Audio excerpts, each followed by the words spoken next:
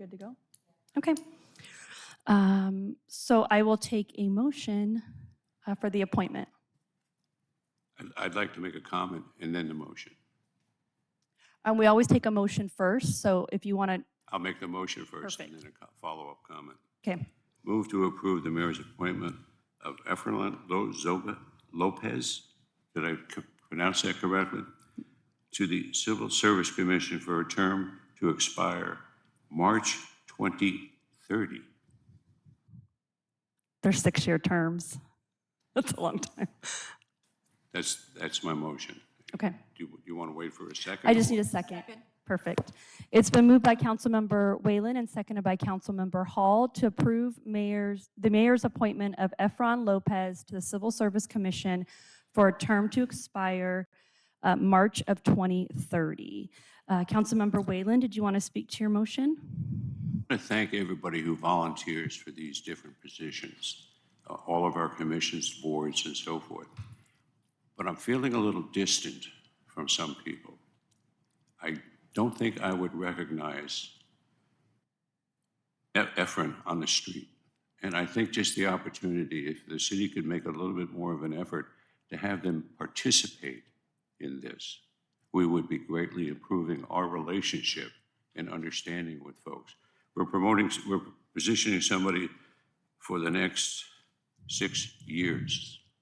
And I don't know if I could pick him out of a crowd of, I couldn't tell him in a crowd of 2 who's who.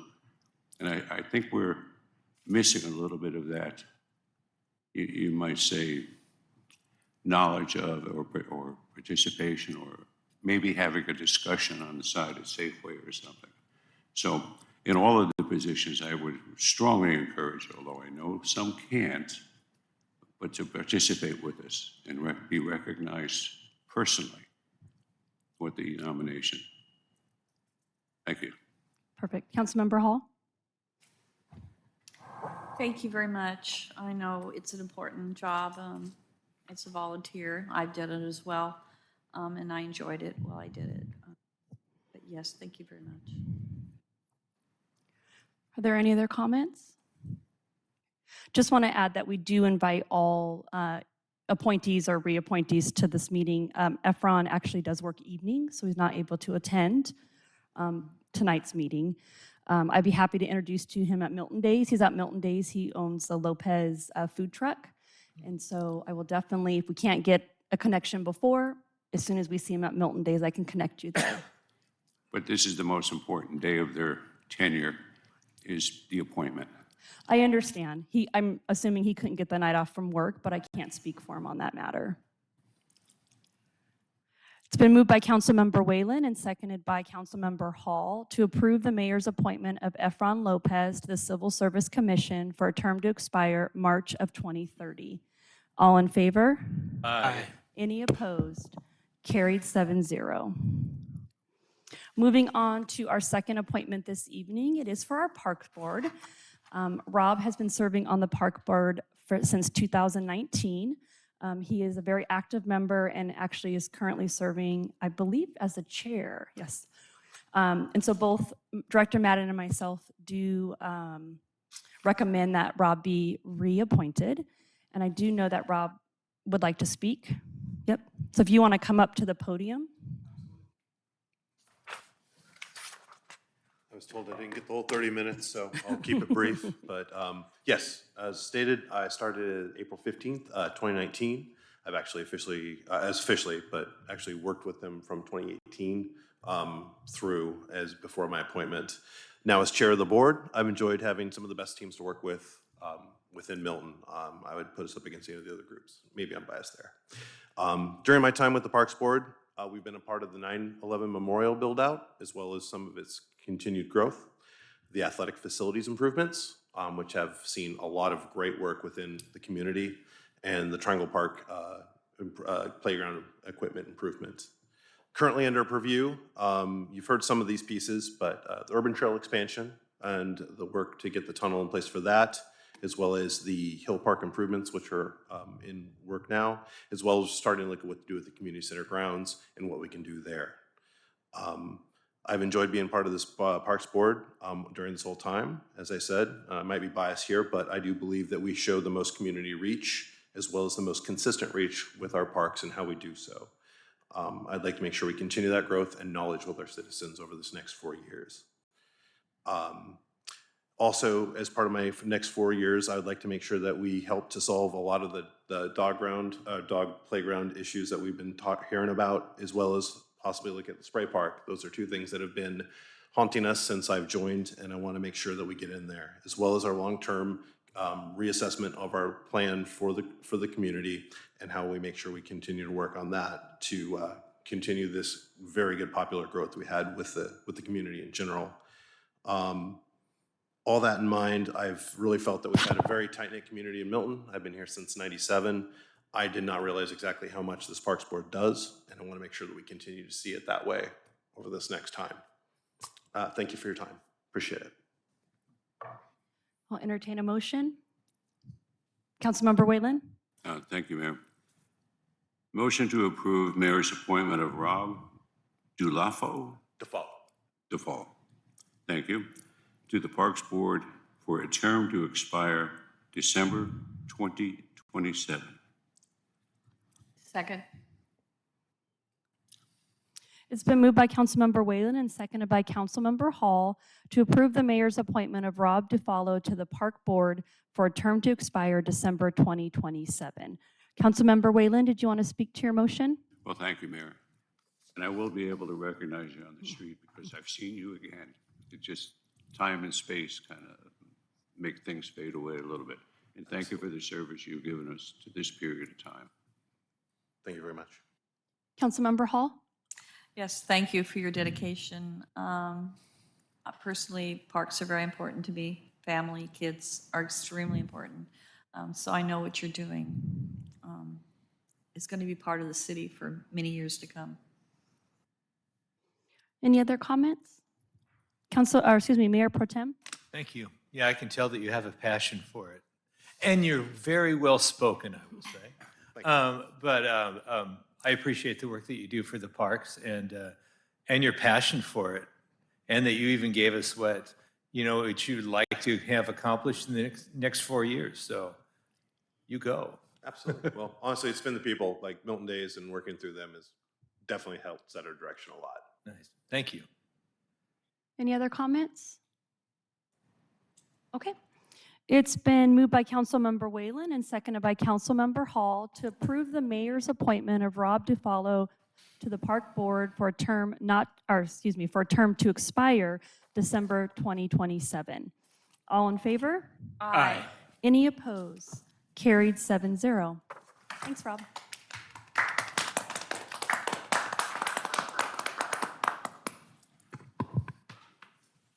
Okay, so we have 2 additional items this evening. We have a presentation and then we have an action item. So we're going to go back to page 23 for our presentation. I will turn the floor over to our planning manager for introduction. So just real briefly, I wanted to, Jeff Faringo from Framework has been here before, and he will be conducting the presentation. I just wanted to just kind of give an overall that this presentation was previously given to the Planning Commission. They've been working with Framework as we're moving forward. Tonight, you will be seeing some of the proposed land use changes and the housing goals. We have sent letters out to the properties that we are proposing to kind of change their land use designation.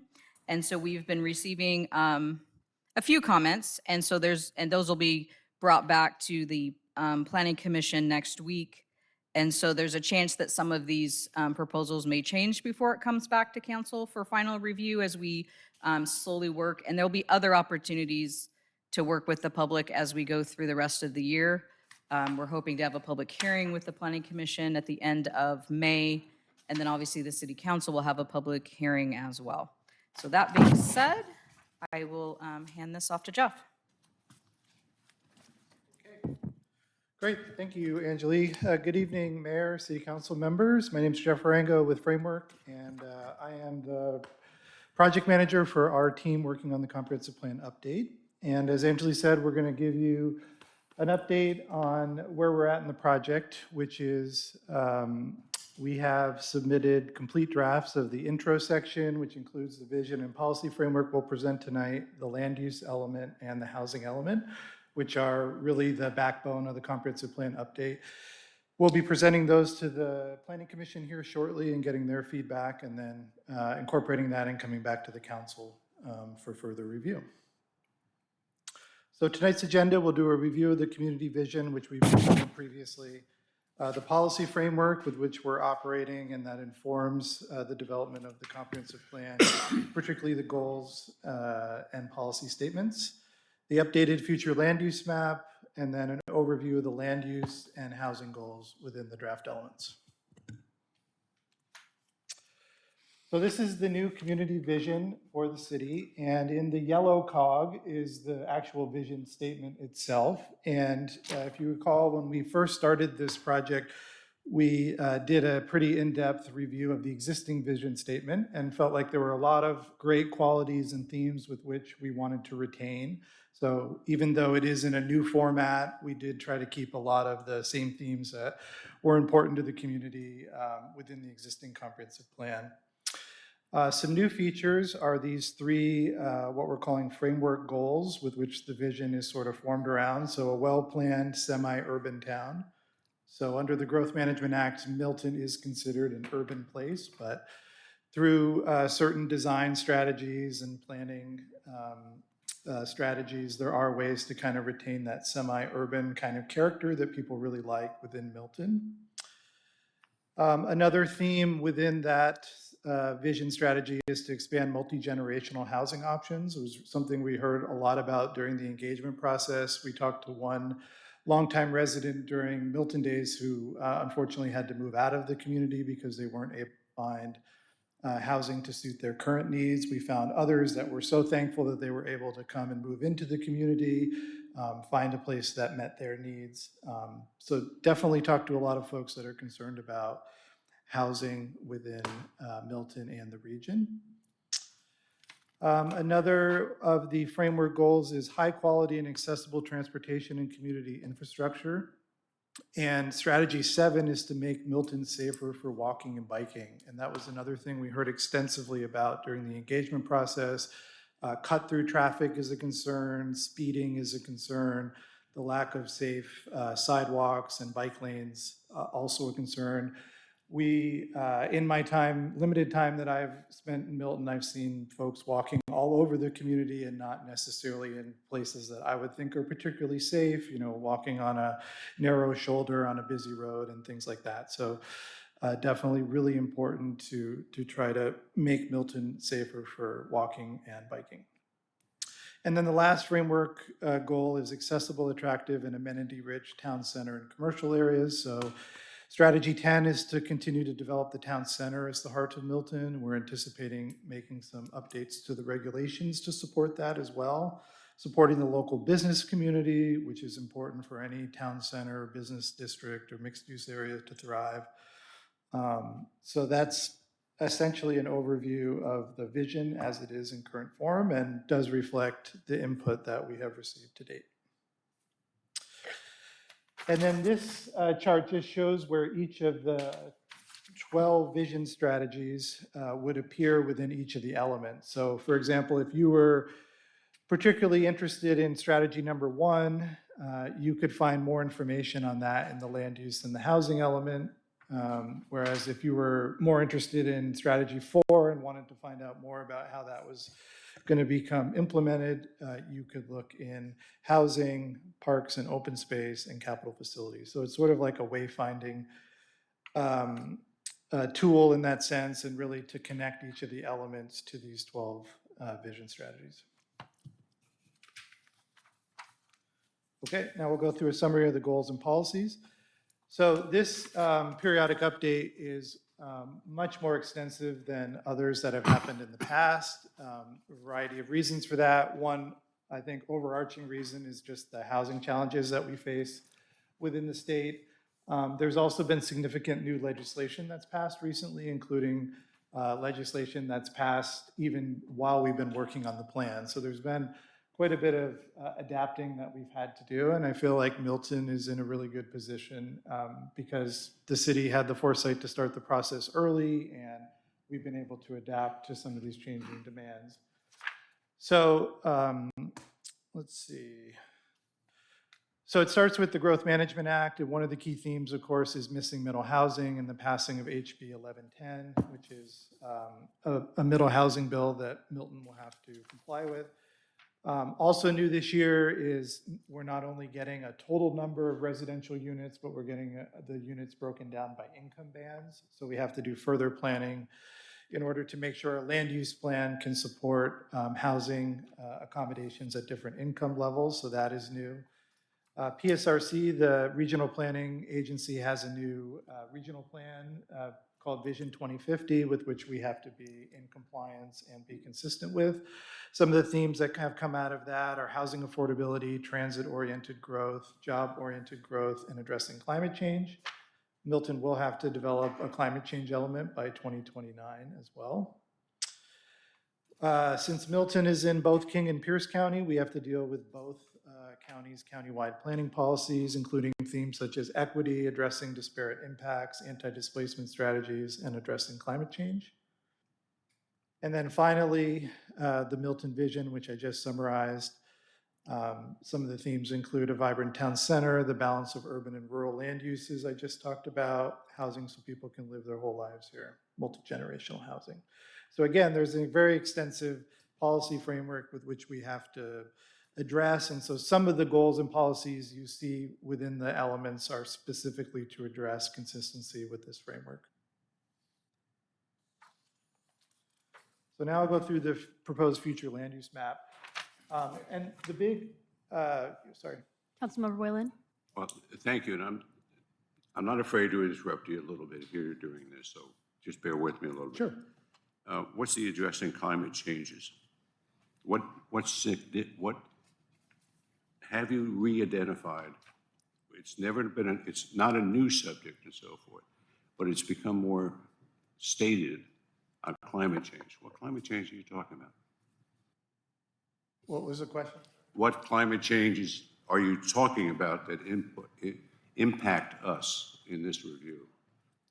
I was mainly referring to the requirement that cities develop a climate change and resiliency element, which is a new state law that passed. And the requirement for Milton, since Milton and the other counties in this, or other cities in this region were already starting their comprehensive plan updates, have until 2029 in order to complete that work. Can we be supported with that information to understand what is happening as related to climate change? Climate change, this is not going to affect this comprehensive plan. It's a separate item we have to adopt, or? Yeah. Yes, and correct me if I'm wrong, but because the climate change element came so late in the process, we don't have to have that portion as part of this update in 2024. So we're still, we have kind of pushed that off into the future, and so we don't have a lot of details on that right now. I'm assuming that usually Department of Commerce comes out with some suggestions and stuff, and we would go with that. Then my question is, it's stated in this document that we're going to orientate growth addressing climate change and so forth. We don't know what climate change is. It's a very new document. So to understand this document, we don't have any background in this new legislation. So how are we addressing changes in the legislation we don't know anything about? I believe you're just, that Jeff is just identifying that it's something we will have to address, but we're not, this right here is land use and housing is what's being talked about tonight. So I suspect nothing in this document is going to address climate change. Not specifically in, Yeah, not specifically. I mean, I think Then it there's doesn't clear- belong here. Then it doesn't belong here. What doesn't belong there? Climate change is related to addressing climate change. Addressing what? What is it we're addressing that we don't know anything about, that there's new documentation for, that we're expecting you to make a decision for something for climate change we know nothing about? It's I think that's fair. Don't spend your time on this if we don't know what you're spending your time on in developing this documentation and these changes for the city of Milton. At this particular time, you may be wasting your time without a full understanding of what the climate changes are required. Sure, fair enough. I think the only extent that we would be talking about that would be related things like creating walkable areas where you maybe are less reliant on your vehicle or access to transit, things that are tangential but not specifically to address climate change in the way that we will have to do it for the climate change element. So it's a future change and you're not going to spend any of the time that we're supporting this to do this at this particular time. Correct. Thank you. Councilmember Peretti? Yeah, I just wanted to clarify because I completely understand why climate change is in here because it's actually part of the PSRC Vision 2050 program, understanding that climate change won't have to be addressed by the city of Milton until 2029, but it is part of the PSRC Vision 2020, thus it's referenced in our document. Thank you. Okay, any other questions? No? Okay. So this is the draft future land use map, which has gone through extensive discussions and with the Planning Commission as well as their input, which has been incorporated into this latest version. And before I get into the details, I think the overarching approach here is to make the future land use map a bit of a more flexible planning tool. So we've developed some new categories that are more simple to kind of understand and is not a carbon copy of the zoning map. So in some cases, these designations may have one or more zoning districts that could be applied to these areas. Gives the city more flexibility, doesn't require a future land use map or a comprehensive plan amendment every time a zoning or land use change is made. So in that respect, I think it will be more useful for the city going forward. So the area in yellow is the single-family areas. Those are the areas that are subject to the middle housing bill. We're referring to that area now as neighborhood residential, which provides a kind of variety of neighborhood scale residential uses within there. Above that is the neighborhood business location, and I'll show you the locations where we're proposing that. You have the town center there right by Milton Park there in the center. The uptown zone is along Meridian there. And that's a new name for the designation. And then the 99 Business District is the red area over there on 99. And then the purple is manufacturing. And so now I'll go through each of the districts and sort of where we're proposing changes. Can I enter really quick? We have one council question. Councilmember Strader? What page are you referring to in your presentation? What page is that? This is, I don't think it's in our documents. it's page 8. Oh, on his the is yellow, slide. mine's, yeah, okay. It's Yeah. different color. I did color issue. Yeah, the color is not rendering great on the projector. Apologize for that. Well, there are some differences between that and page 8, besides color changes. I think 8 was not updated properly, but the details should be fine. Okay. Can we have a copy when it's updated correctly? Is the one in the packet correct? Or?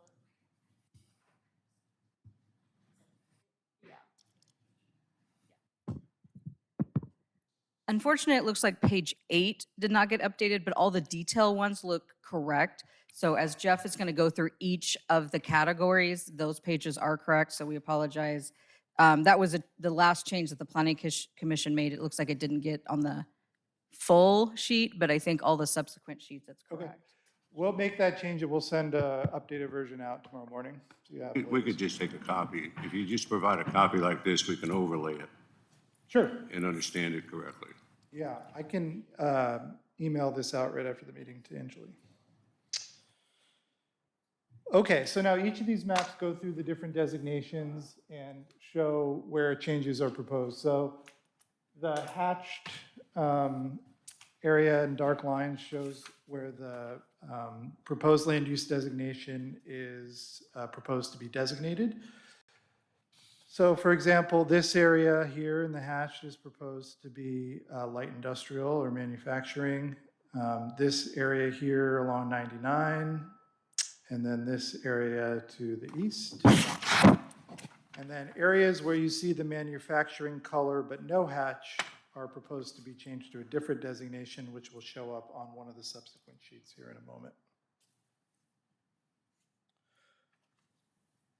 Highway 99 Business District, no real big changes there. This area would remain with that designation, and we have a strategy within the draft land use element for that area to be subject to future sub-area planning, where we could look more closely at transportation improvements, land use improvements, structure, so on and so forth.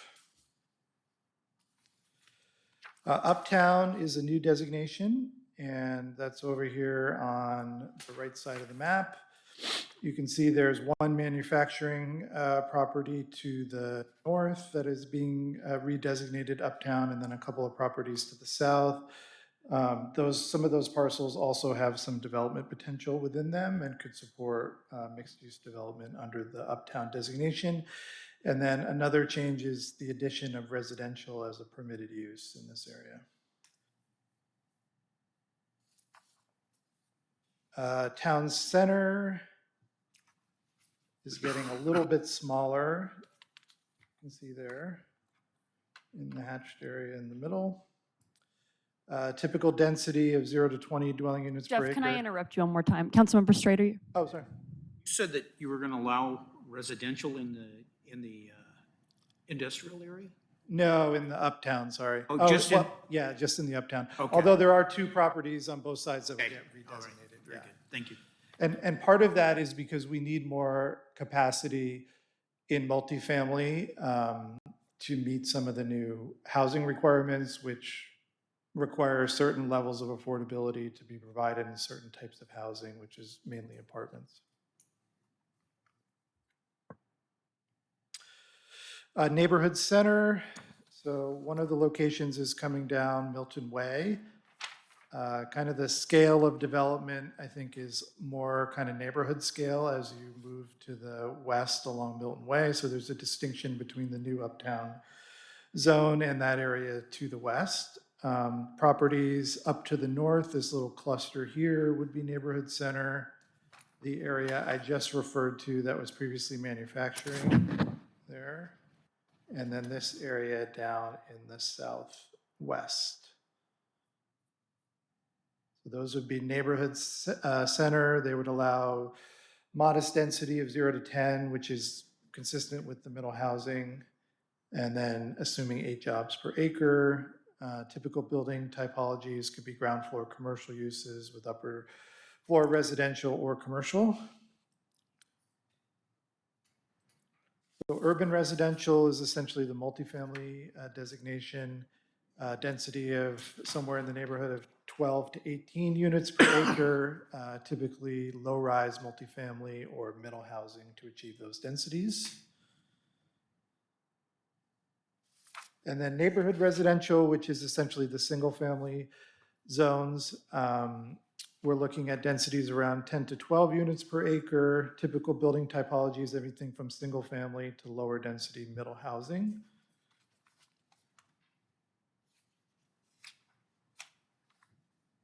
And then open space, we are proposing some new designations. You can see the parcels that have hatches on them but no green underneath are new designations. And again, these don't necessarily mean that there'll be a subsequent zoning change. There could or could not be. This is just really to identify the future desired use of those properties. Jeff, can I, couple things real quick on the open space. Again, I thought we had it all corrected, so I apologize. The middle, which has Hill Tower Park, we are not proposing changing the parcel above it. It would stay residential at this point. We would love to make it eventually a park, but we're not going to designate that unless we take ownership of it at some future date, because right now it's not under our ownership. And yeah, so that just got missed is all. Okay. And that's totally fine. You could choose to designate it but not rezone it. So just to keep that as an option, but totally understand that's a valid approach for sure.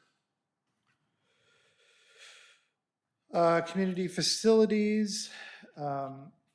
We're proposing to de-designate this parcel here, which we discussed extensively with the Planning Commission. And then I think also the two properties here in the middle of the map, just to the east of Triangle Park. There's two parcels we're de-designating. And the rest of them will stay the same and have the hatch.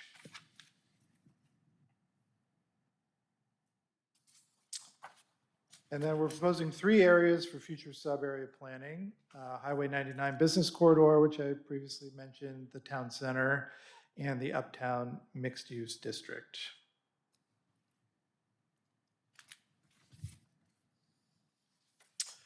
And then this is a diagram that appears in the land use element that just shows kind of the different levels of intensity within each of the designations.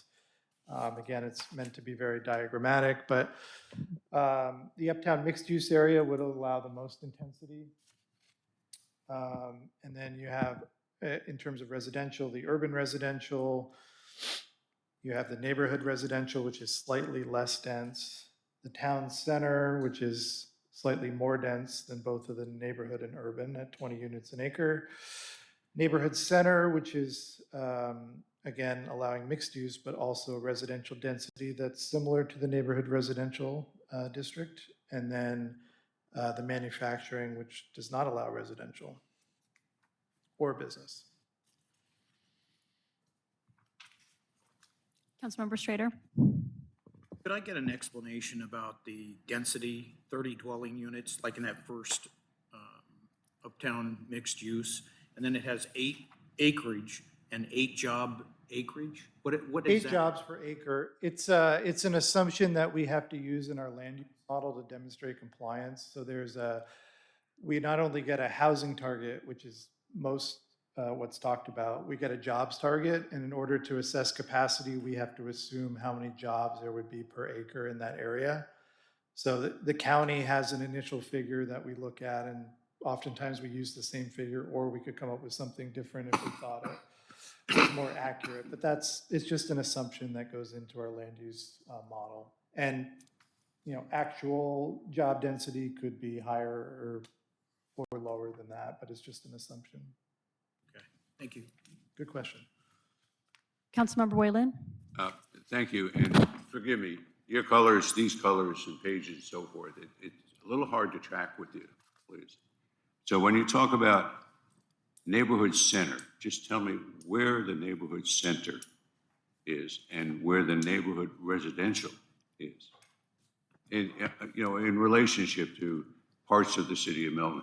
I live on a street that most of the houses have damn near a half-acre house. One house, damn near a half-acre.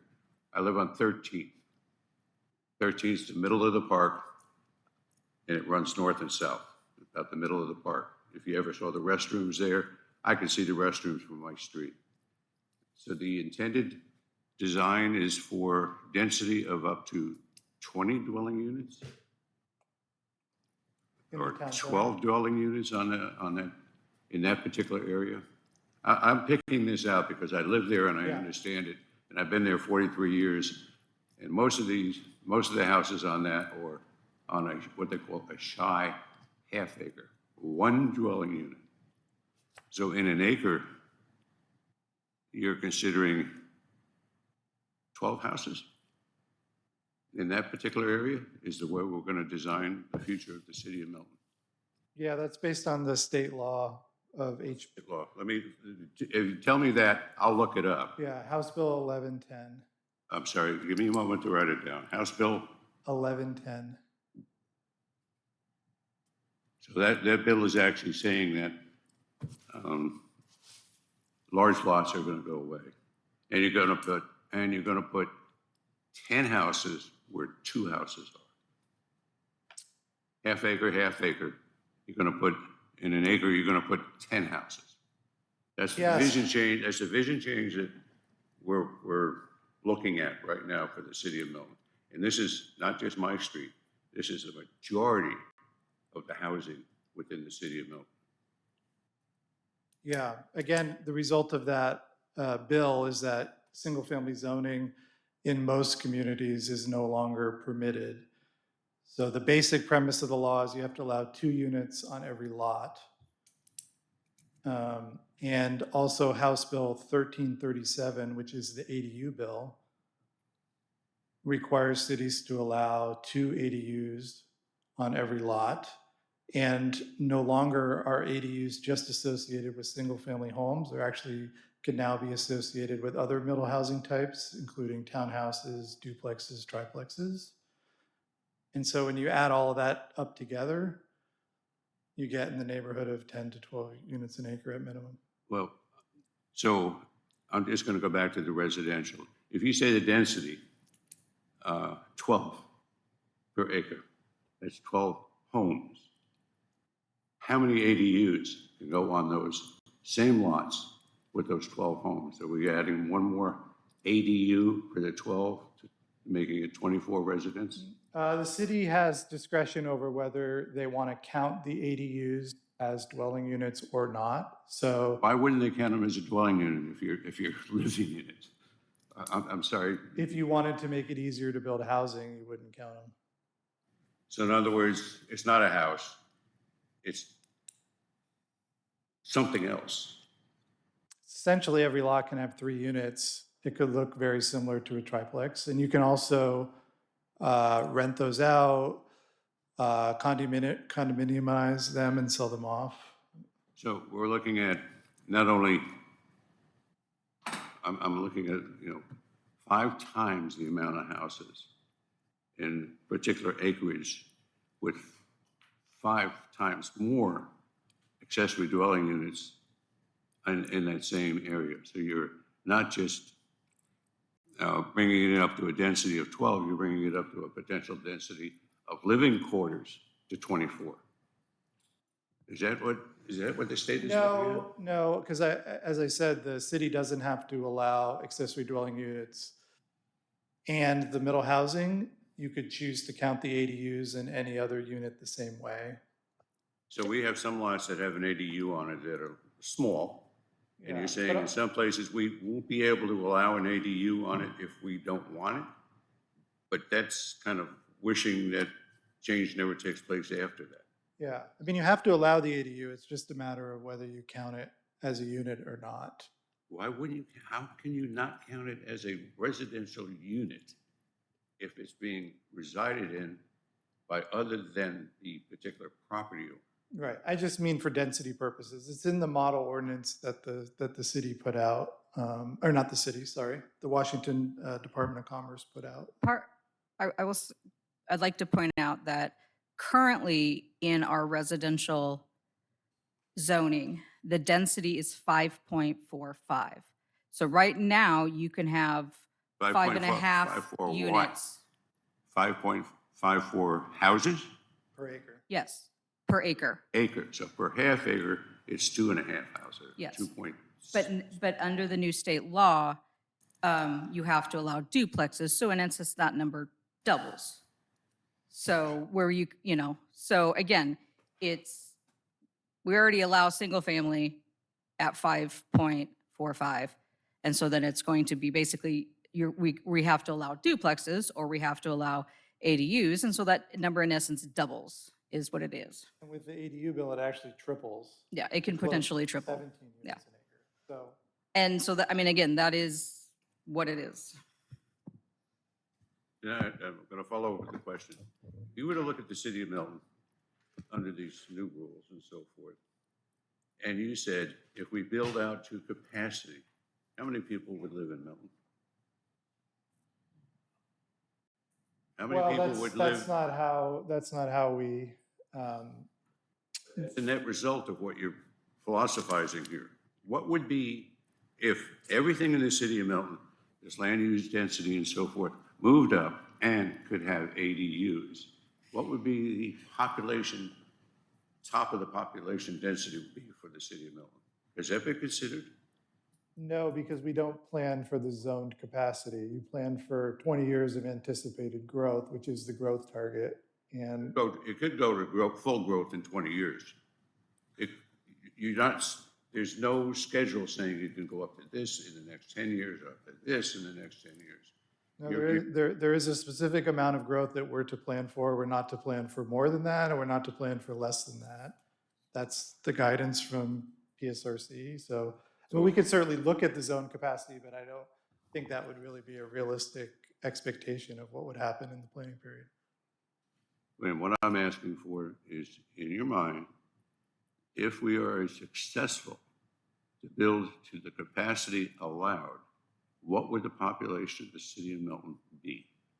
It's part, has to be part of, because everything else has to grow with it. Streets have to grow with it.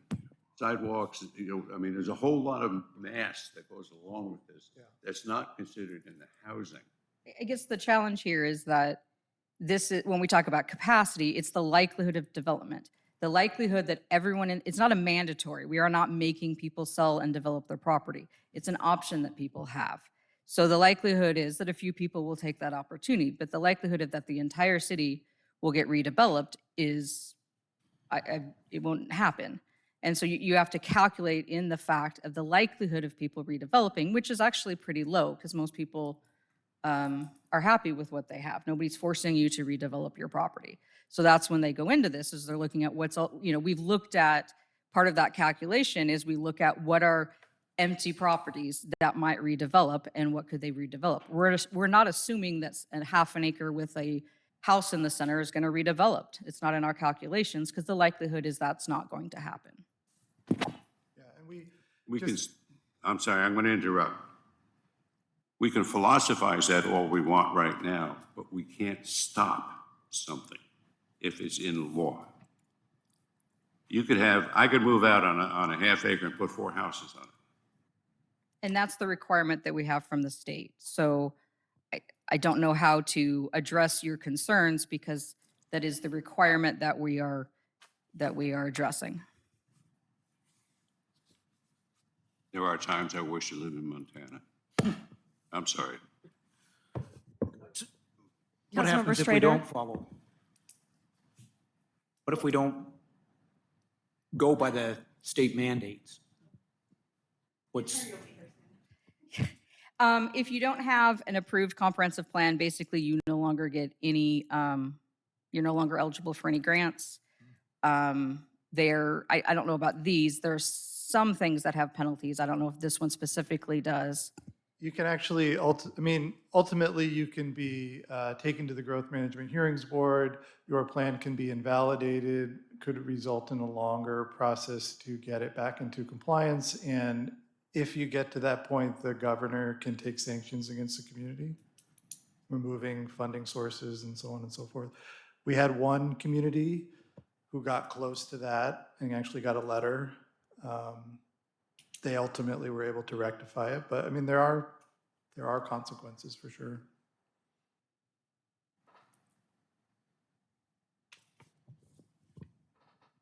Other questions? On a lighter side, I can see that that is thus why people are moving out of state and going to other places. And I always go back to, if you don't like the laws, then change who are making the laws, because we are having to deal with what the laws are.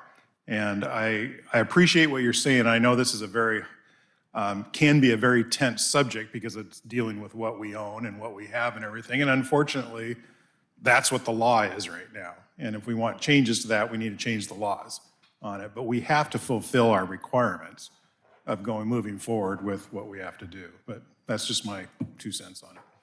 Yeah, and we, on behalf of other clients, we've worked extensively with PSRC, and one community wanted to plan for more growth than they were given. And basically, we were told we can't do that, or your plan will not be approved by them. So we have had a lot of discussions with them. And again, I think because of the nature of this update is quite different, some of the rules aren't quite as clear as they maybe were in the past.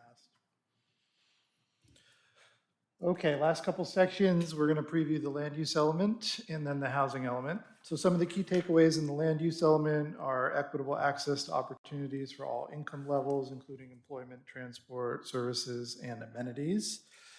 Prioritize methods for boosting physical activity, enhancing community health and well-being, which is one of the requirements within the policy framework. Looking at ways to use land efficiently, safeguard the environment, ensure clean water, fulfill housing and employment needs, minimize environmental risks.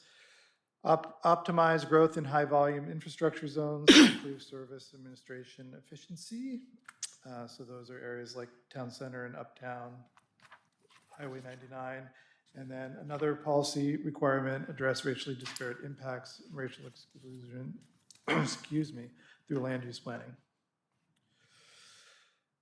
So let's see, we have 11 land use goals, and they deal with many of the topics I just described: physical activity, having pockets of denser development that can have a range of amenities, accessible jobs, services, and amenities, all within close proximity, which is one of the things that makes Milton a great place to live.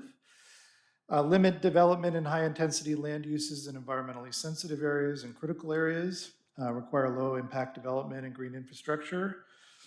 Policy that it touches a bit on the climate change charge, which is to reduce greenhouse gas emissions through land use and development strategies. Design centers, neighborhoods, and individual developments with techniques that reduce heat absorption, mitigate stormwater, and other climate-related impacts.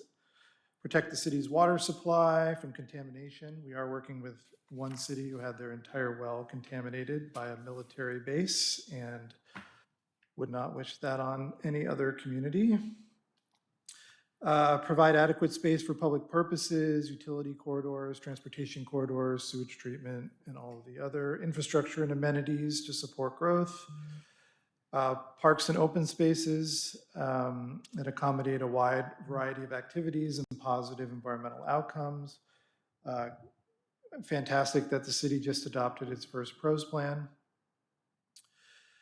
Minimize displacement, protect local historic, archaeological, and cultural sites and structures, and then where possible, pursue cross-jurisdictional coordination to ensure that land use decisions complement and augment efforts made in adjoining areas. Any questions or comments on those? Councilmember Whalen? Thank you, Mayor. Just a curious question. It's been the time since I've been in the city of Milton that Milton Way has been rebuilt, widened, the amenities have changed. It moved from a county road to a city road, and we did not have the space to put bicycle lanes. It just doesn't fit. We have many side roads and so forth that don't have bicycle lanes. They're just not plotted that way.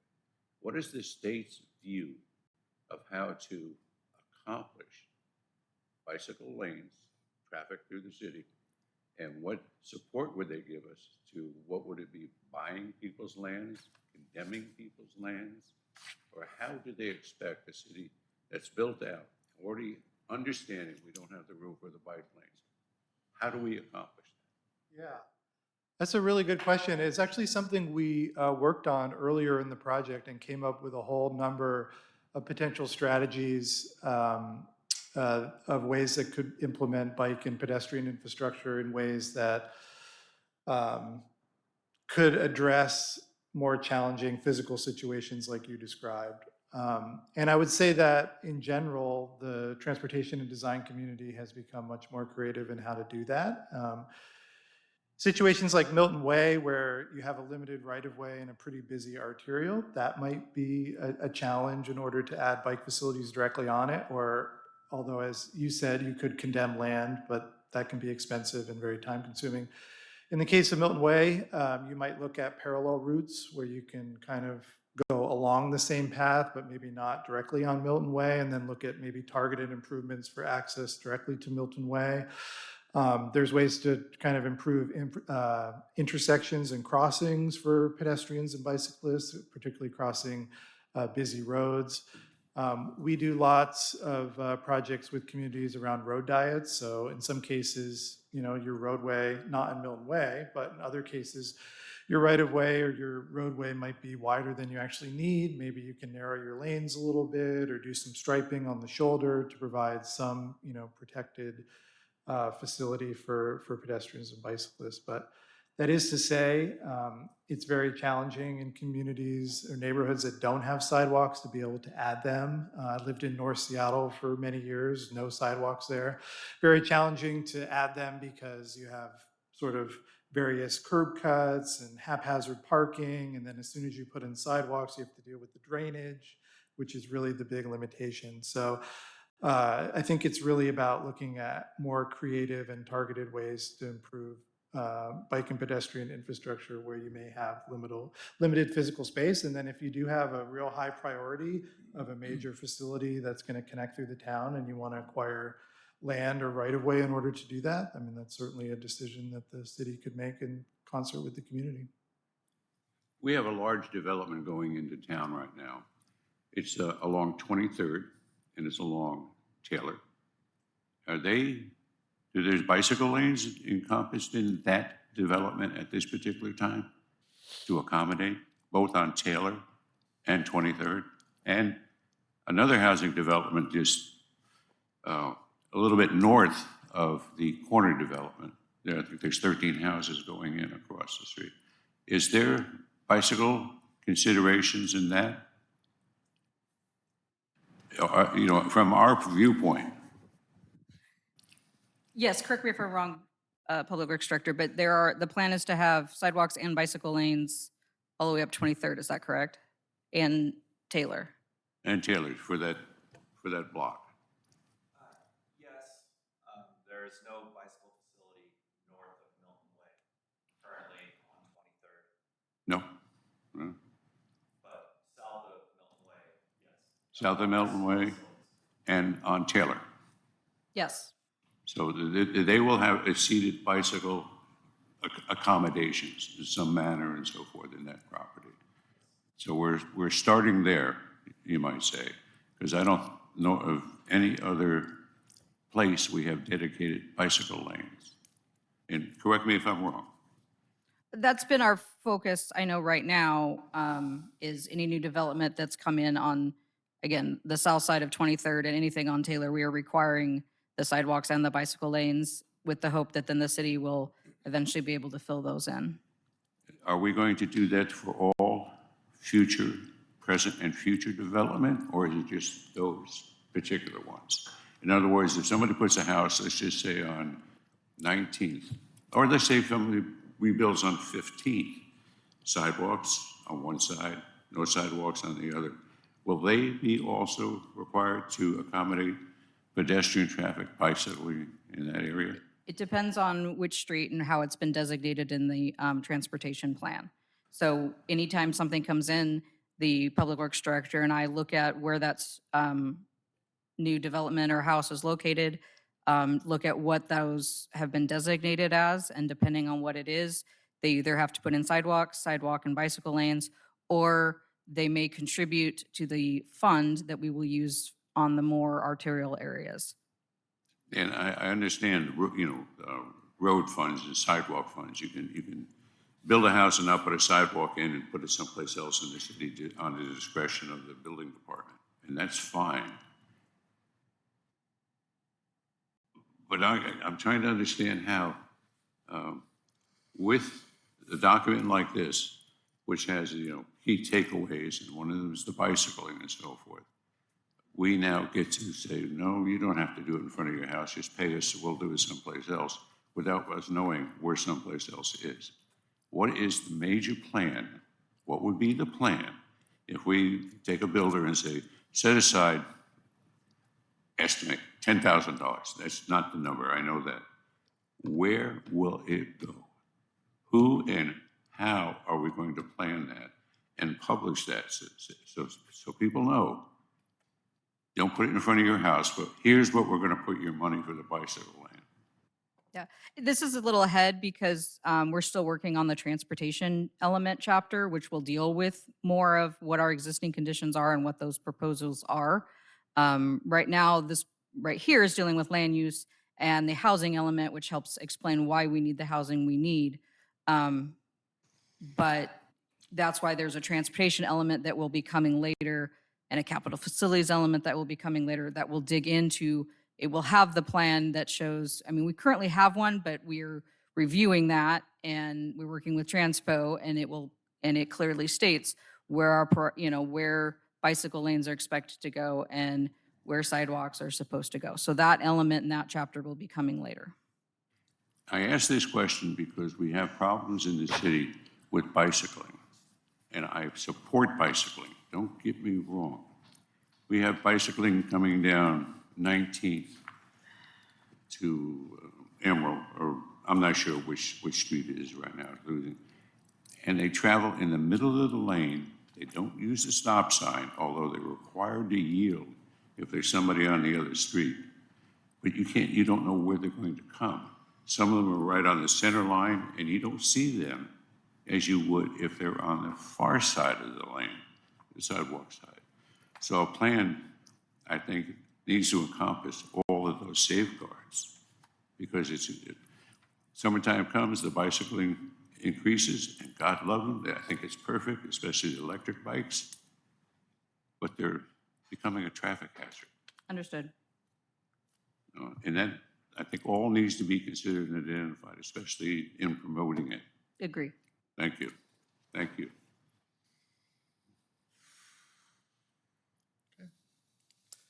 Last section is housing element preview. So some of the key takeaways: affordable housing, of course, near opportunities for jobs, transport, service, and amenities. Implementing the middle housing bill, HB 1110, in a way that contributes to the neighborhood character. Diverse affordability and enable long-term residency for all in Milton. Sustain appealing quality housing for Milton's vitality and develop housing without harming critical areas. So these are some of the numbers that show our housing allocation by county. So up here is King County's allocation, which is relatively modest. And then the Pierce County allocation, which is the bulk of our allocation. We have 43 units of permanent supportive housing, 32 units of non-permanent supportive housing, 45 additional units within the 0 to 50% median income.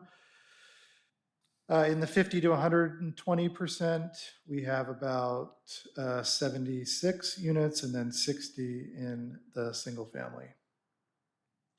And then you can see down here the portion of the new target to the total housing supply. You can see it's relatively modest in both counties.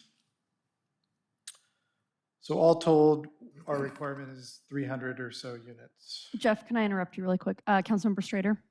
On the the first diagram down underneath where it says Pierce County 2044 allocations. Yep. It says 43 units, 32, 45, and then there's the PSH. What is PSH? Permanent supportive housing, so it includes wraparound services. And non-PSH? It's housing that's just doesn't have those same services. Yeah. Do you have a picture of what that looks like, or? It would simply be affordable housing in the 0 to 30% AMI. Wouldn't have any services associated with it. Okay, Yeah. thank you. May I ask, Councilmember Wayland? Yes. follow on this? When you say services may be a store? No, like mental health counseling or job training services, those types of things. So Support. that's defined in PSH. Yeah, Thank you. I just didn't cover that. yeah. No, good question. Good question. Any others on that? No, okay. And then this, we've already kind of gone over this, but these are just some maps that kind of show, again, roughly the housing densities permitted. And again, a lot of this is being driven by the policy framework, the county requirements, and the state legislation, both for middle housing and for affordable accessory dwelling units. And when we get into implementing the middle housing bill, we can do some graphics and some exploration to see what it would actually look like within specific parcels in Milton, which I think will be very informative. And then just brief summary of the housing goals. So encouraging variety of housing types, densities, and levels of affordability. Housing for all economic segments, which comes from the Growth Management Act. Some evaluation, whether the housing policies in the development code are resulting in affordable housing and the outcomes that are called for in the comprehensive plan. This is a new requirement. So in 5 years, every city will have to, 5 years from adoption, every city will have to issue a progress report and demonstrate their progress towards meeting the goals of the comprehensive plan. Work to do and undo any racially disparate impacts, displacement and exclusion, and the city should establish any anti-displacement policies. And that is the conclusion of the presentation. I'd be happy to go back to any other slides or answer any other questions or take in any other comments you may have. Councilmember Whalen? And thank you, Mayor, and thank you for taking the time to pleasure. through all of these questions. Along Meridian, which I think we're an uptown mixed use, 30 dwelling units per acre. What if there's no land to accomplish that? What if it's already been populated with banks or businesses, or we're putting in a new, I understand, storage unit off of Queen Street? I think that's what's going in. It used to be an Arco gas station, now it's residence. We can't accomplish that with the businesses and the small parcel of land that it is. What is the ramifications to the city? We can't plan it. Well, the city's only obligated to set the rules and regulations and zoning in place for it to happen. It doesn't have to necessarily build the housing.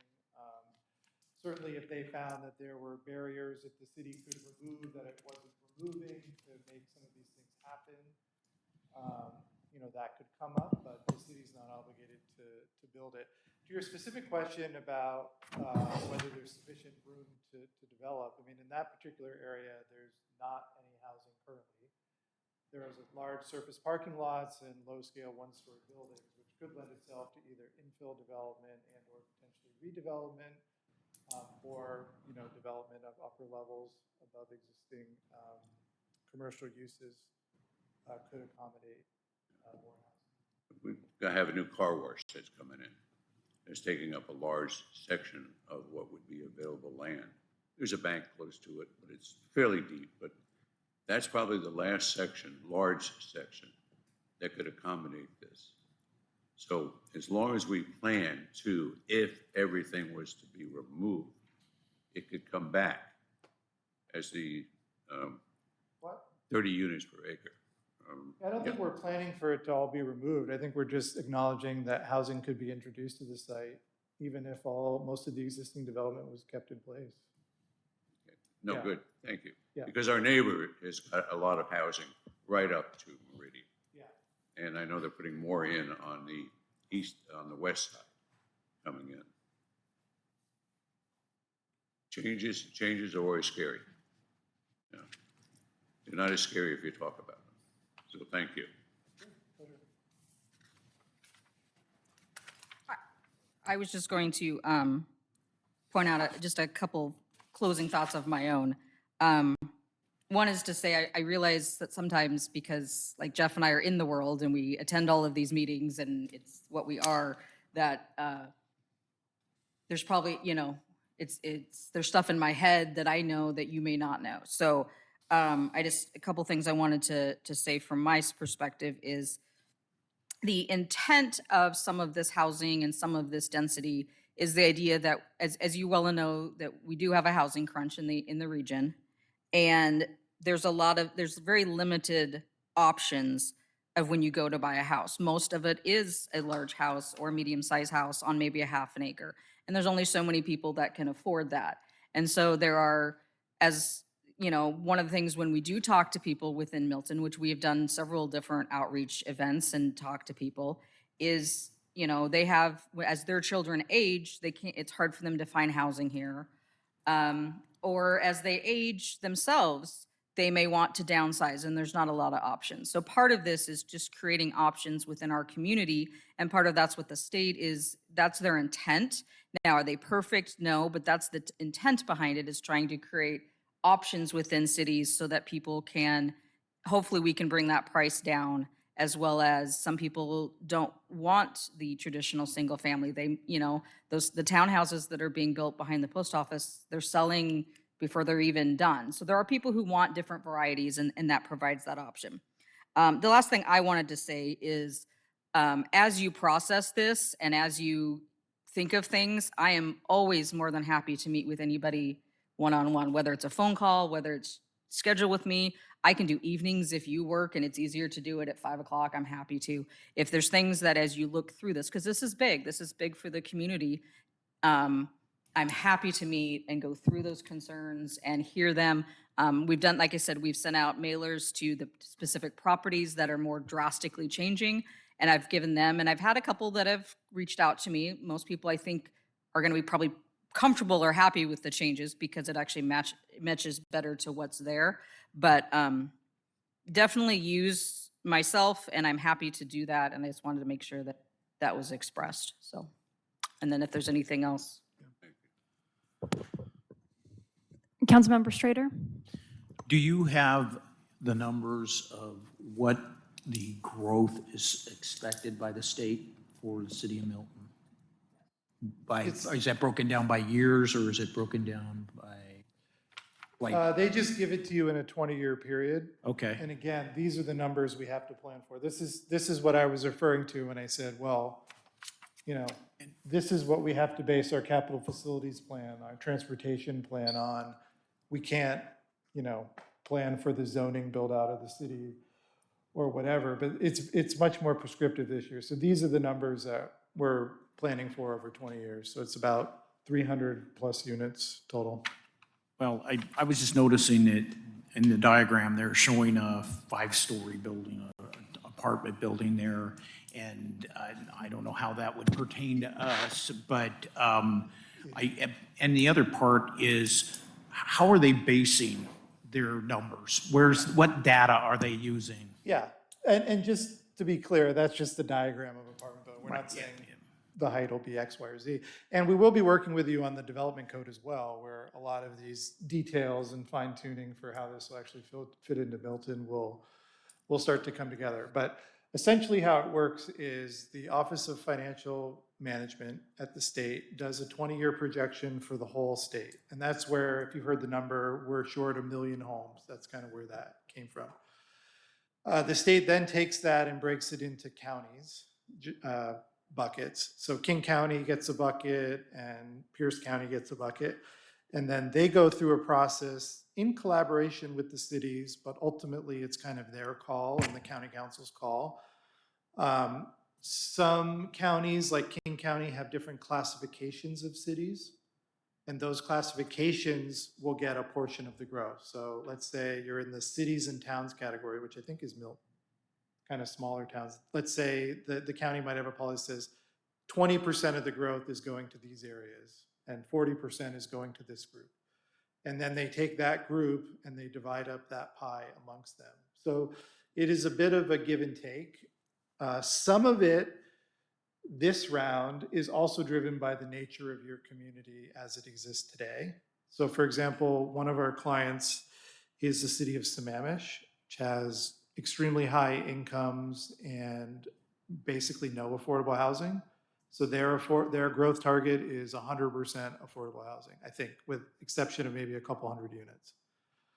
And I think over half of that is between 0 and 50% AMI that they have to plan for. On the contrary, I don't know all of the details, but my assumption is like the city of SeaTac, which has more affordable housing, got a bigger market rate allocation.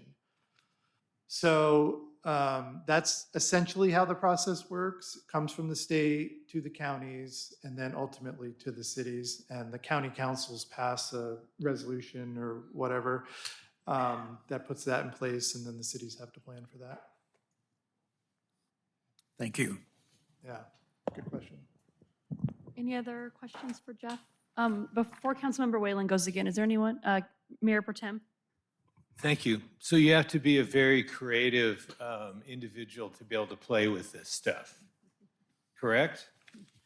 Say that again, sorry? Well, you have to be very creative to be able to play with the parameters, within the Yeah, no. parameters. For Correct. sure, it's a real big puzzle. And like I said, we went down a bunch of rabbit holes with some of our other clients to end up kind of where we are in terms of our advice. But yeah, it is.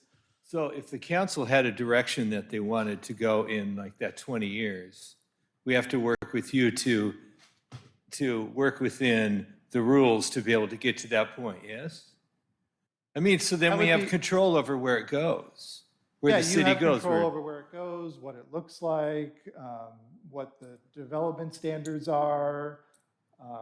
You have a lot of individual / city discretion in how you do it. And I think that's really the key, is figuring out what the best solution for your community is. Right.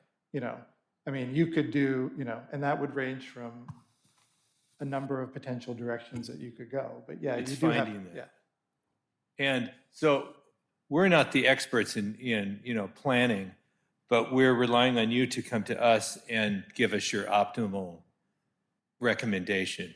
Mhm. And then we have to be able to look at it and see if it makes sense or not. Correct? That's really what it comes down to. That's correct. And I would say that what I'm recommending to you is informed by my understanding of the requirements, but also the outreach that we've done and familiarity that we have with the community in the past couple of years. So we're not recommending the same thing to all of our clients. And, Well, I would hope not. right, I mean, it goes without saying, but just to say that, yes. Just I trying to agree get with my head around it. Yeah. And because we're not just thinking about 5 years from now, we're thinking about 20 years from now. And you could easily make a misstep and then go, oh, okay, we shouldn't have done that. Yeah, fair enough. But hopefully we can prevent you from doing that. Yeah, let's do that. Okay. Councilmember Whalen? Thank you very much, and thank you for the presentation. Now, I'm probably going to ask you a question you may not know much about. Edgewood. Are you familiar with their development and how they've developed along Meridian and the apartments and so forth? And I think they've done a good job. Yeah, I am familiar with I that. think the impact to the hill, North Hill, has been a little bit more than expected by traffic and density and so forth. But I take it if, like we say, you could have 6 houses on a half acre. I'm just estimating that number. Edgewood could probably go with 2,000 or 3,000 houses because of the size of the properties they have. So this will also affect Edgewood to the same relative number growth that we'd be expected to. Think of North Hill in the next 20 years or 30 years. Think about what that does to the state or city infrastructure or county infrastructure. The infrastructure in the area also is going to have to grow to support it. Meridian, I think the 4 lanes is sometimes overutilized and oversped, but there's other small roads, so that all of that's got to grow in concert with this. And that's okay. It's just something to be said, because it's just not densifying housing, it's densifying traffic. It's densifying the road structure that we have and the management of that road structure. That's going to bear the burden of the 5 times increase on a half acre housing. So that all comes along with it, and that's something we have to also consider. Yeah, I think that's a fair point. I mean, a couple of things I'll say is, in our experience, the uptake on middle housing has been a pretty small percentage in most communities. Now, there could end up being more momentum and critical mass, and it could take off. But the other thing is the nature of the projects are very small, a couple of units, and it's much more dispersed because there's much more land area that's available to do that type of development. So I wouldn't expect the same acute impacts from a large apartment building in the near term, but certainly over time, as more units are developed, for sure we'll have impacts on traffic and infrastructure. The more successful this plan is, the quicker you're going to need better roads, the quicker, if more successful. If you could transpose all of our conversation today, 40 years from now, Milton Way is not going to take the traffic. Meridian is not going to take the traffic. The more successful this is, the quicker those changes will come. Thank you. Nice conversation. Enjoy talking with you. Councilmember Peretti?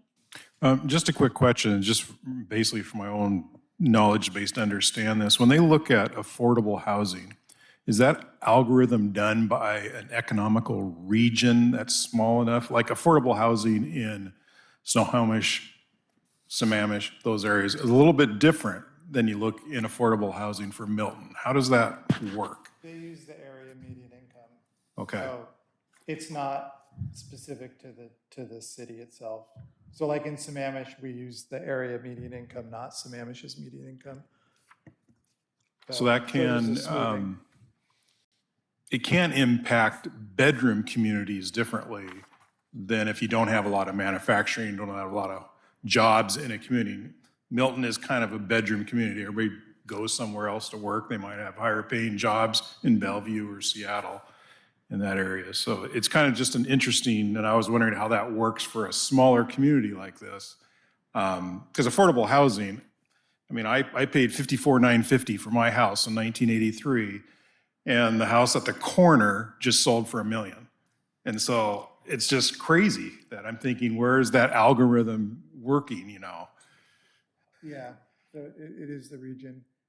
And, you know, for those reasons, some communities will have a harder time getting affordable housing built in their community than others because of land costs, Right. transportation access, so on and so forth.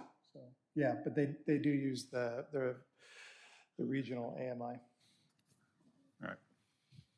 Any other questions for Jeff on land use or zoning? Okay, thank you for your time this Thank you. evening. Yep, thank you very much. Take care.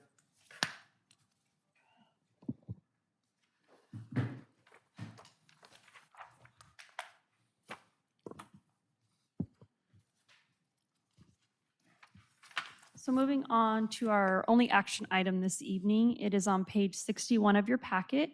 It is a service agreement for Gray and Osborne for a TIB overlay project. I will turn the floor over to Director Madden, and then following his review, I will need a motion to open up the floor. Thank you, Mayor, Council. Tonight, we will be reviewing a request to contract with Gray and Osborne for engineering services of a TIB project. It's a 2-inch overlay and grind. There are 3 different project locations that are packaged here for one engineering contract. Those locations are Porter Way from Fife Way to Milton Way, so the steep hill.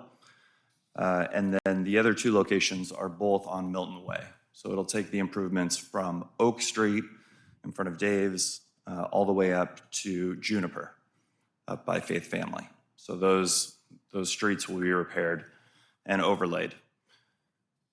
This project received funding in December, was awarded funding in December of 2022. We went out for bid in October of 2023. Typically, these funds are released on a biennial schedule, which is July 1st. So you might be asking, why did we receive the money or the award in December of 22 and not bid till October? That's the reason.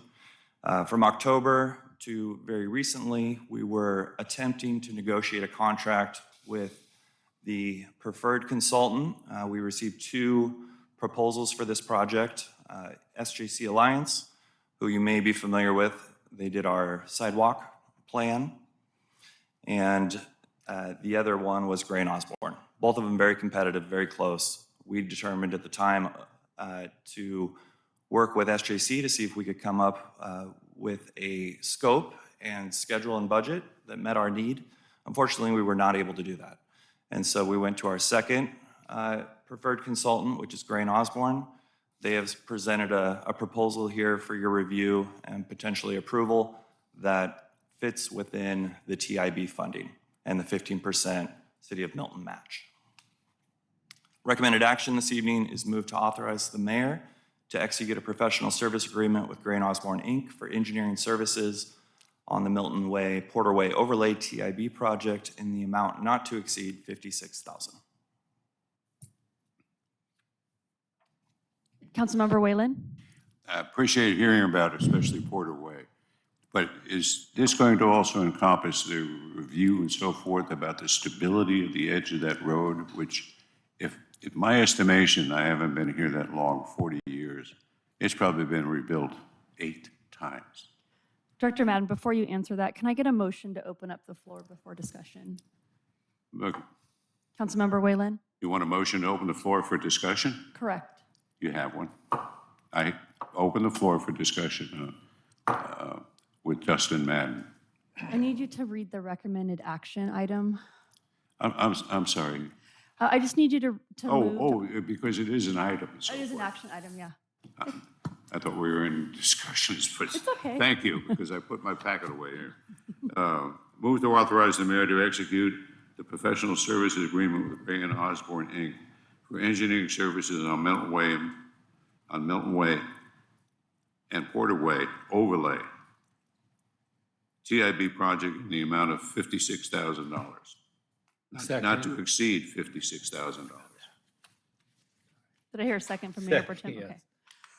It's been moved by Councilmember Whalen and seconded by Mayor Pro Tem Whitaker to authorize the mayor to execute the professional services agreement with Gray and Osborne, Inc. for engineering services on Milton Way and Porter Way overlay TIB project in an amount not to exceed $56,000. Councilmember Whalen, did you want to?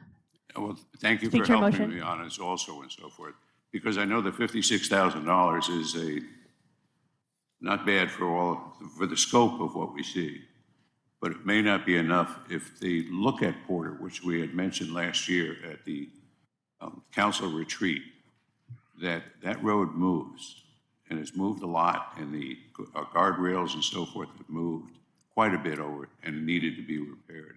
Does that include all of that? If they find that the stability of the guardrails and so forth need to be improved, this price doesn't cover that. Correct. This is a maintenance agreement. It's a 2-inch overlay.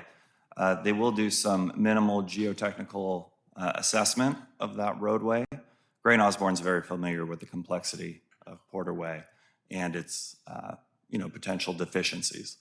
And so this project that you're looking at now for potential approval is only for the engineering services to design those.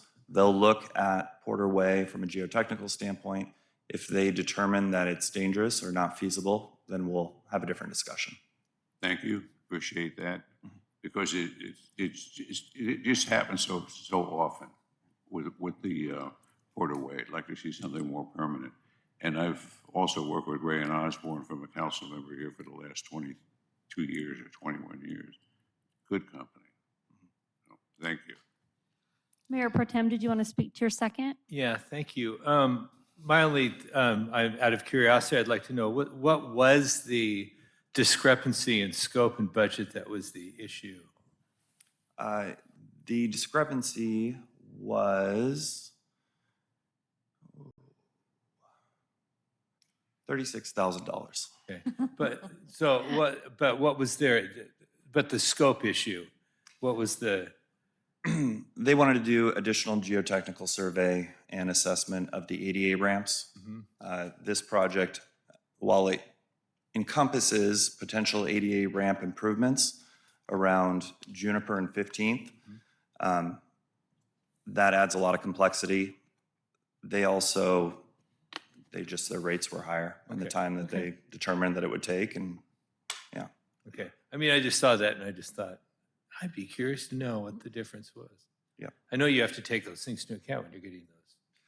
We do, and TIB was not willing, to increase that budget. Gray and Osborne could fit within it, and so it was a natural selection. Okay, thank you. I appreciate that you go through the process.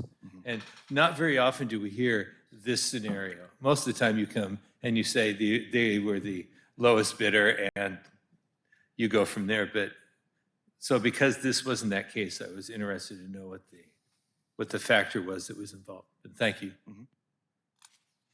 Any other questions from council? Councilmember Strader? I just want to clarify something. You said that this is for just doing the engineering project alone. It's not what the cost of the project's going to be. And you said after they do their review, then we will see the effects of that so that we can make a review of that. Is that correct? Yes, but let me restate it just to make sure we're thinking alike. So the $56,000 will be for engineering services.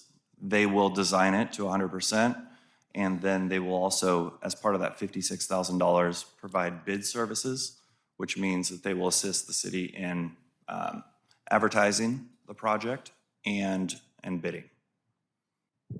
Very good, thank you. Yes. Any other questions from council? I do. Councilmember Hall?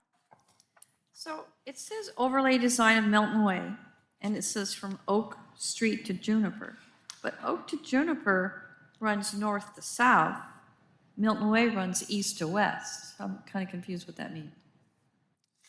They're both overlay projects for Milton Way. One is between Juniper and 15th. The other one is between 15th and I Oak. see.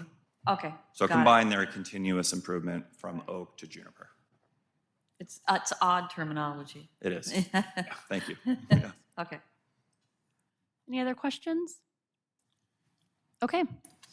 It has been moved by Councilmember Whalen and seconded by Mayor Pro Tem Whitaker to authorize the mayor to execute the professional services agreement with Gray & Osborne, Inc. for engineering services on the Milton Way and Porter Way Overlay TIB project in an amount not to exceed $56,000. All in favor? Aye. Any opposed? Carried 7-0. Moving on to council reports. Councilmember Whalen. Well, thank you very much, Mayor. I appreciate the conversation. Sorry to get out of step here every once in a while. I can't add much more to tonight's meeting, but I found this meeting and the discussion very beneficial to the council and so forth. A lot of times we were quiet. We had a lot of questions tonight, so thank you for your patience and enjoyed it. Councilmember Hall. Yes, this meeting went much better than the last meeting we had. I would like to thank our directors and staff for taking their time out to come and answer our questions. I kind of felt like last meeting I had to go back and do some apologies to them because I felt like at times we didn't really respect their expertise. While questions are great, I was embarrassed at some of it that went on. And I think it wasn't something that people did on purpose. I think it was a passionate, and I think it was a needed discussion. But I think we have to realize these people are coming away from their homes at night to do this for us. And I think we really need to have that mindset to be really respectful of people's decisions too. Councilmember Strader. Yes, I was just wondering, do we have any, an update on the retreat? What's on the agenda? Do you have an update on that? And when's the last time we can submit something if we wanted to add to the? The agenda's complete. We probably won't, it's almost complete, I'd say. We probably won't post it until a little before the meeting. As far as adding, it's pretty full. Okay. But there is time for open discussion. And I would think if, depending on what you want to add, we might not have the time to do the research needed Okay. because we're still working on a few of the items. Okay, thank you. Yep. Councilmember Cedar. Nothing for me, thank you. Councilmember Preddy. Nothing for me. Councilmember White. Yeah, I was actually going through some old paperwork and doing some recycling, and I came across a letter that was given to us in December of 2022 from a school bus driver asking about the protected left turn arrow at 19th. I just wondered, is that still happening? And if so, what is the schedule for that? It is. And Director Madden, do you want to give an update? Yes, it's currently in design. Early last week, I met Pierce County signal team out there. They manage and maintain our traffic signals. They'll be doing the work, and I believe that we're about a month away from final design, and then we just need to procure the materials and contract with Pierce County to install the new signals. Great, I appreciate that because I think that will be an improvement that will be appreciated by a lot of people in the community. Thank you. Mayor Pro Tem? Thank you. I don't know if you know this, but on March 23rd, there was a little Easter egg hunt. And there happened to be 12,000 people. I don't remember the amount of kids that were there, but went through over 15,000 eggs. It's like watching locusts go through a field. It was amazing, but the kids had a wonderful time. The parents had a wonderful time. And it was also nice to see a police presence there, and actually the chaplain was there. And I love community events like that that people can get out and actually be with each other, especially after COVID. Now, I know we've been over COVID for a while, but to have events like that again is awesome. Was that through Karate Edge? Yeah, they sponsored it through, is it Edgewood's Best, Milton's Best? And so they, yes, Awesome. They're a great community asset. yeah. Moving on to director reports, Director Madden. No additional items? Director Simpson. No items. Chief? Just a update on a few things that have been happening in the city in the last week or so. Yes, we are a small city, but we have big city problems. So we had a DEA search warrant that our members of the Milton Police Department, because we are members of the regional SWAT team through our interlocal agreement, executed a drug search warrant down in... Chief, I'm sorry to interrupt you. Can you pull your, I don't think your mic's picking up. Could you just pull it a little closer? I'm sorry. So we executed a search warrant with our regional SWAT team that we are a part of through our intercities agreement down off the Pack Highway at the Cedars RV Park. And after taking a look at the warrant's based on drug cartel activity. So again, small city, but big city problems. And so it's one of those things, again, if you see something, say something, keep an eye on it, know who your neighbors are, those types of things. We also were contacted by the Bank of America last week, and we had somebody put a skimmer into the ATM machine, and there's no way for you to detect it. Your card operates like it normally would, and it just happened to be that when the person went to pull it out, whoever the person was that put it in did not secure it as secure as it could have been, so it partly came out. The customer pulled it out, left it at the door of the bank, and the bank manager came in, called us, we took a look at it, and then we started reviewing bank footage, and we found that, yes, there was someone that actually had tampered with the ATM machine, and there's no way for anybody to know that that bank machine was tampered with because there was no signs at all. So again, be vigilant. If you don't do the alerts on your bank accounts, do the alerts on your bank accounts. Bank of America reached out to their customers, and then we also discovered that they attempted to do that at KeyBank, but they were unsuccessful because they were scared off by our officers who were doing patrols throughout the night. So then, consequently, we had an officer who was doing surveillance of the area in an unmarked vehicle. And about 4:47 on Monday, the officer went to not this Monday, last Monday, attempted to contact a vehicle at Spirit gas station. Vehicle took off, stolen car. They crashed up at Meridian and Walgreens into the block wall. The individual got out, attempted to carjack a car, and that car threw it in reverse. Well, the undercover officer, detective that was in his unmarked Kia, came up, and the suspect then attempted to carjack him. And he was able to draw his firearm, put his lights on. The guy tried to run away, but he ended up falling, and so we ended up apprehending him.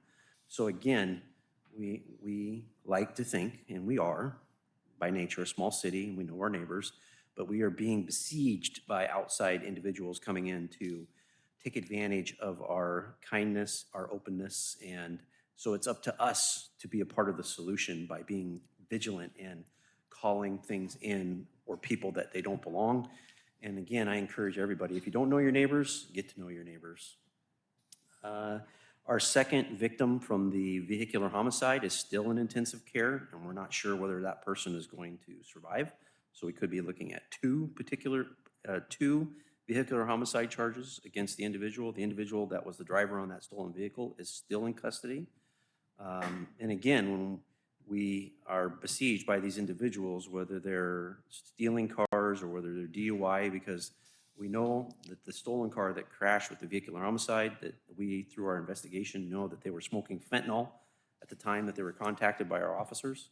So again, it was just by the grace of God that no one other than the people in the vehicle were the victims in this particular case, because it could have been like what we've seen in other parts of Pierce and King County where people get killed that have nothing to do with whatever is going on. So again, be vigilant, keep an eye out for things, look out for each other. Our officer is still on track, and we expect him to be going through his final shadow phase. So Officer Joshua Conrad, we hope to see out there by himself in about 3 weeks on the lighter side of things. And then, for example, last night, we had an officer attempt to contact 3 vehicles. One was a Hyundai, 2 were Kias, behind the car wash in the apartments, and the 3 vehicles took off on him. And at the time, we searched the area, we didn't find anything that indicated any, that they had done anything or gotten into anything, but then later on today, we found out that they had actually burglarized a nearby residence. So again, neighbor saw it, but did not call. Saw the vehicle, saw the people in their neighbor's garage, but didn't call the police. So again, I know that it's always levity that I'm always like, you say something, see something. Don't think somebody else is gonna call, make the call. We have to look out for each other. So that's my pep talk. Oh, yeah, never mind. I talked about the drug cartel, so yes. Representative Stalnecker, I skipped you. Did you have anything to add? No, okay. I have nothing to add this evening. So seeing that all items have been concluded, I will call for a motion to adjourn. Motion to adjourn. Okay. It's been moved and seconded. Any objection? Okay, meeting adjourned at 8:40 PM.